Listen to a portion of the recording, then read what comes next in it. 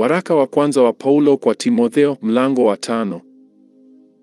Mzee usimkemee, bali umwonye kama baba, na vijana kama ndugu. Wanawake wazee kama mama, wanawake vijana kama ndugu wa kike, katika usafi wote. Waheshimu wajane walio wajane kweli kweli. Lakini mjane akiwa ana watoto au wajukuu, na wajifunze kwanza kuyatenda yaliyo wajibu wao kwa jamaa zao wenyewe na kuwalipa wazazi wao, kwa kuwa hili la kubalika mbele za Mungu.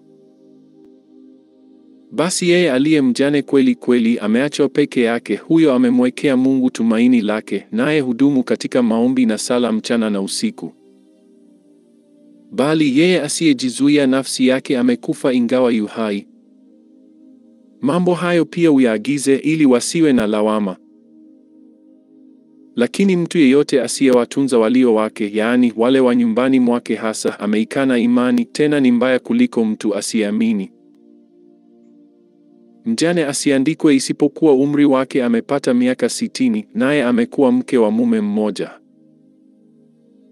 Naye ameshuhudiwa kwa matendo mema, ikiwa amelea watoto, ikiwa amekaribisha wageni, ikiwa amewaosha watakatifu miguu, ikiwa amewasaidia wateswao, ikiwa amefuata kwa bidii kila tendo jema. Bali wajane walio vijana ukatae kuwaandika hao, maana wakizidiwa na tamaa kinyume cha Kristo wataka kuolewa. Nao wanahukumu kwa kuwa wameiacha imani yao ya kwanza.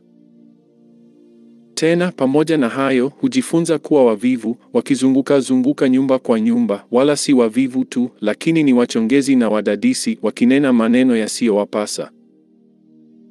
Basi napenda wajane ambao si wazee waolewe, wazae watoto, wawe na madaraka ya nyumbani, ili wasimpe adui nafasi ya kulaumu.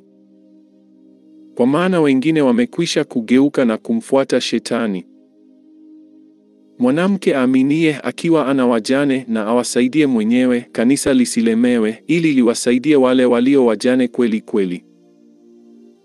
Wazee watawalao vema na wahesabiwe kustahili heshima maradufu, hasa wao wajitaabishao kwa kuhutubu na kufundisha. Kwa maana andiko lasema, usimfunge kinywa ng'ombe apurapo nafaka. Na tena, mtenda kazi astahili ujira wake. Usikubali mashitaka juu ya mzee ila kwa vinywa vya mashahidi 2 au 3.